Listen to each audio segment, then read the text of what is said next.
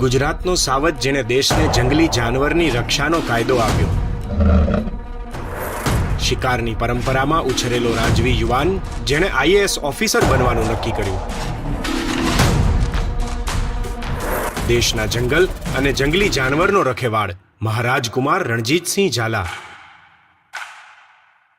નમસ્કાર ગુજરાત. આજે વાત કરવી છે સૌરાષ્ટ્રની વાંકાનેરની ધરતીના પુત્ર, શૂરવીર રાજવી, ભારત સરકારના પૂર્વ આઈએએસ ઓફિસર મહારાજ કુમાર રણજીતસિંહ ઝાલાની. 19 ફેબ્રુઆરી 1938 વાંકાનેરના રાજ પરિવારમાં જન્મ થાય છે રણજીતસિંહ ઝાલાનો. દીપડા અને કાળિયાર જેવા અનેક જંગલી પશુ પંખીની દુનિયા નિહાળતા તેઓ મોટા થાય છે. વાંકાનેર રાજ પરિવારના જંગલો અને પ્રાઇવેટ એસ્ટેટ રણજીતસિંહ ઝાલા માટે વન્ય જીવનની તાલીમ માટેનું કેન્દ્ર બની જાય છે. દાદા અમરસિંહજી અને પિતા પ્રતાપસિંહજીનું ફોરેસ્ટ અને વાઇલ્ડ એનિમલ્સ અંગેનું નોલેજ તેમને વારસામાં મળે છે. વર્ષ 1944ની વાત છે. નાના બાળ રણજીતસિંહને તેમના માતા પિતા એકવાર મધ્યપ્રદેશના મંડલા જિલ્લામાં લઈ જાય છે. અહીં રણજીતસિંહના મામા મહારાજ નાગેન્દ્રસિંહ બ્રિટિશ શાસનમાં આઈસીએસ ઓફિસર હતા.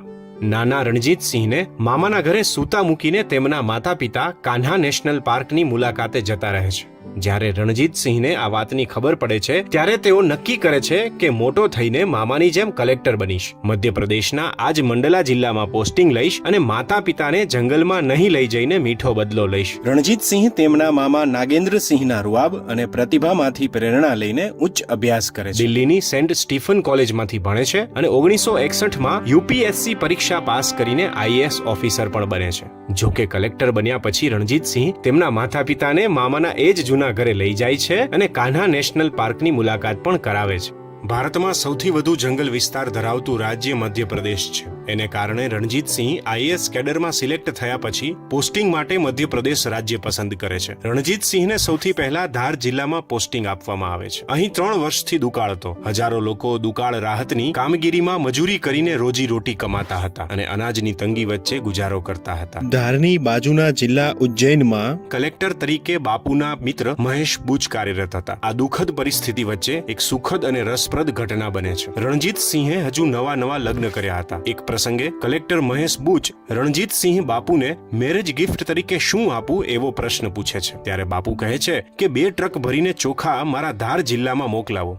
એક કલેક્ટર બીજા કલેક્ટરને મેરેજ ગિફ્ટ તરીકે ચોખાના ટ્રક મોકલાવે એવો આ પહેલો પ્રસંગ હોય છે. નર્મદાના કાંઠે ધરમપુરી ગામમાં એક દીકરી પર 2 નરાધમોએ દુષ્કર્મ કર્યું હતું. જો આ વાત બહાર આવે તો દીકરીને કોણ પરણશે એવા ડરથી દીકરીના પિતા ફરિયાદ નોંધાવતા નથી. રણજીતસિંહ જઈને દીકરીના બાપને મળે છે અને પોલીસમાં ફરિયાદ કરવા સમજાવે છે. ધરમપુરીના જનસંઘના એક આગેવાન પ્રસ્તાવ પણ મૂકે છે કે જો પીડિતાની વાત જાહેર થયા પછી તેની સાથે કોઈ પરણવા તૈયાર ન થાય તો હું મારા દીકરાને એની સાથે પરણાવીશ. આગેવાનનો દીકરો પણ એ માટે તૈયાર હોય છે. દુષ્કર્મ કરનારા નરાધમોને કાયદાના રાહે કડક સજા તો મળે છે. હવે દીકરીના લગ્નનો પ્રસંગ આવે છે. રણજીતસિંહ કલેક્ટર મટીને પીડિત પરિવારના સ્વજન બની જાય છે અને મધ્યસ્થીની ભૂમિકા ભજવે છે. પીડિત દીકરીના ગમતા પાત્ર સાથે લગ્ન કરાવે છે અને કન્યાદાન વિધિમાં પણ રણજીતસિંહ બાપુ પોતે બેસે છે. 1971માં રણજીતસિંહ બાપુની બદલી થાય છે. તેઓ મધ્યપ્રદેશ છોડીને દિલ્હી ખાતે સચિવાલયમાં નોકરી કરવા આવી જાય છે. અહીં તેઓ કૃષિ અને અન્ન વિભાગમાં મશીનરી શાખામાં ડેપ્યુટી સેક્રેટરી તરીકે ફરજ બજાવવા લાગે છે. આ એ સમય હતો જ્યારે દેશમાં ઇન્દિરા ગાંધીની સરકાર હતી.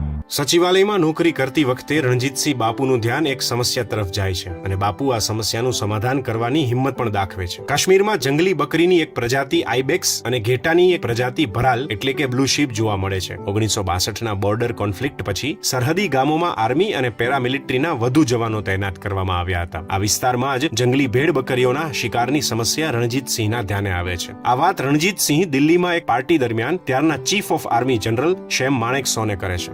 જનરલ સેમ માણેકશા બીજે દિવસે બાપુને પોતાની ઓફિસમાં બોલાવે છે અને સમગ્ર હકીકત જાણે છે. જનરલ સેમ માણેકશા રણજીતસિંહની હાજરીમાં જ પોતાના સ્ટેનોગ્રાફરને બોલાવીને એક પત્ર લખાવે છે.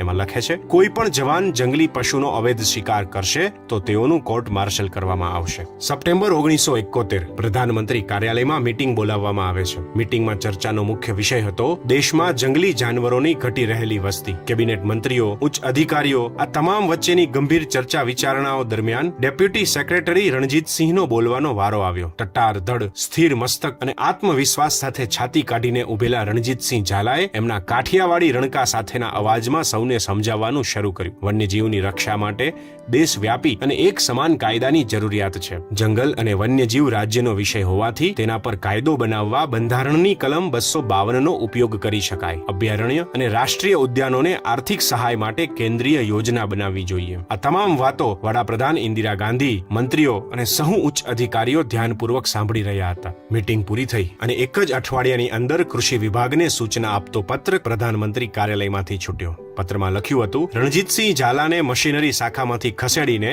ફોરેસ્ટ એન્ડ વાઇલ્ડલાઇફ શાખાના ડેપ્યુટી સેક્રેટરી તરીકે નિયુક્ત કરવામાં આવે.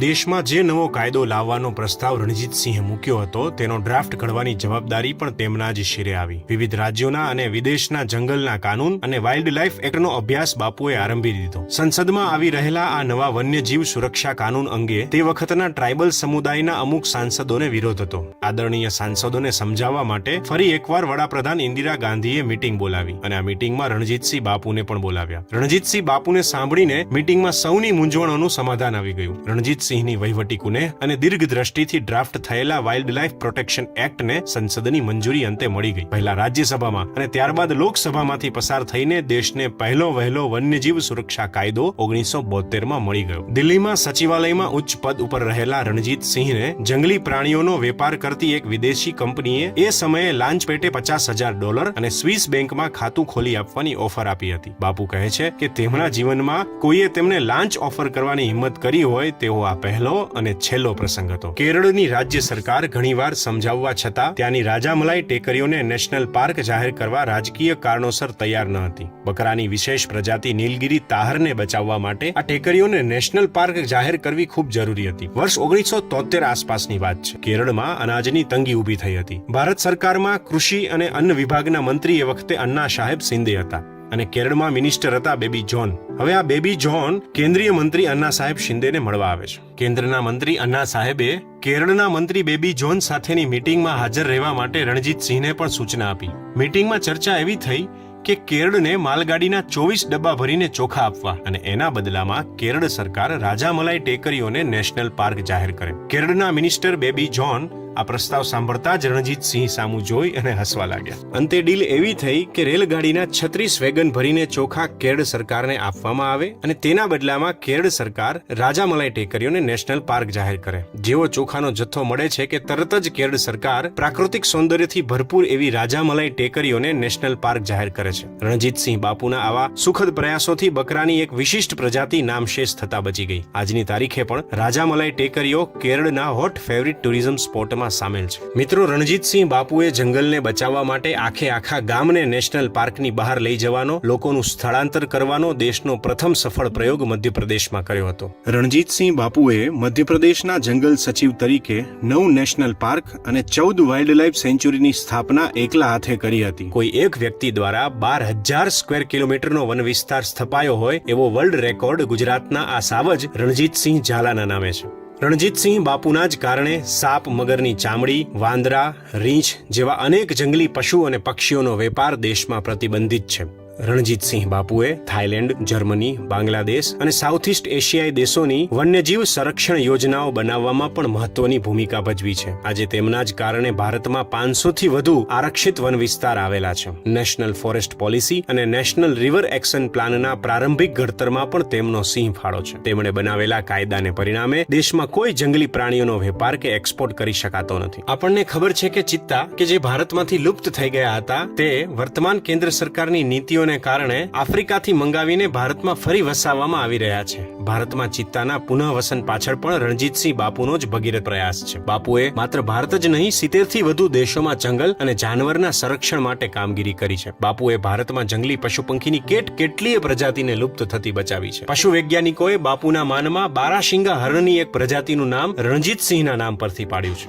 રણજીતસિંહ બાપુ જણાવે છે કે વાંકાનેર રાજ પરિવારમાં એવા પગી એટલે કે ફોરેસ્ટ ટ્રેકર હતા કે જે જંગલી જાનવરના પગના નિશાન જોઈને જ એને ઓળખી જાય. દીપડાના પગના નિશાન જોઈને એ દીપડો નર છે કે માદા, અને જો માદા છે તો તે ગર્ભવતી છે કે પછી શિકાર કરીને પેટ ભરેલું છે, તે પણ આ પગી કહી દેતા. આદિમાનવ એટલે કે પ્રિમિટિવ હ્યુમનના સમયથી ચાલ્યો આવતો આવી જાણકારીનો વારસો આફ્રિકાના શિકારીઓ પછી માત્ર ભારતના પગીઓ પાસે જ જોવા મળતો હતો, જે આજે લગભગ ખતમ થઈ ગયો છે. એક રસપ્રદ માહિતી આપતા રણજીતસિંહ જણાવે છે કે વાંકાનેર વાંકાનેર રાજ પરિવારના પૂર્વ શાસક બનેસિંહજી પોરબંદરથી ત્યાંના દિવાન કરમચંદ ગાંધીને વાંકાનેર લઈ આવ્યા હતા અને વાંકાનેર રજવાડામાં દિવાન તરીકે નિયુક્ત કર્યા હતા. કરમચંદ ગાંધીના પુત્ર મોહનદાસ ગાંધી એટલે કે ભારતના રાષ્ટ્રપિતા મહાત્મા ગાંધીએ બાળપણના 7 વર્ષ વાંકાનેરમાં વિતાવેલા છે. આવા ઐતિહાસિક નગર વાંકાનેરના સંતાન દેશ અને દુનિયાના જંગલ અને જંગલી પ્રાણીઓના રખેવાળ રણજીતસિંહ ઝાલાને ઘણી ખમ્મા.